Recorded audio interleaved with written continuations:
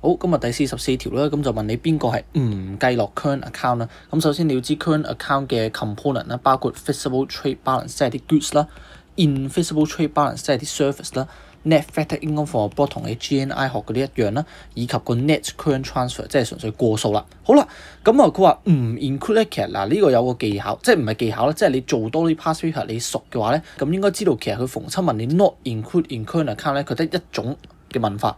就係想問你第二邊嗰個叫做 capital and financial accounts 係咪？咁包括啲咩？咪就係 capital 嘅 inflow outflow 咯。OK， 咁點樣先為之 capital 嘅 inflow outflow 啊？其實就係一啲投資啦，我哋就會話 investment 即係包括買一啲 asset 嗰啲，咁其實嗰啲就係 investment。咁所以你咁樣一睇咧，你就發現咧，C 咪中咯。係咪？就係因為佢係賣緊佢個餐廳 ，OK？ 賣緊佢個餐廳，個餐廳咪就係一個資產，你當係 property 都得㗎。你賣 property 同賣 restaurant， 只不過一個我嚟住，一個我嚟即係開鋪頭啫嘛。但係其實佢根本上都係個 property 咯。咁所以基本上 C 一定係擺落個 capital 嗰邊啦。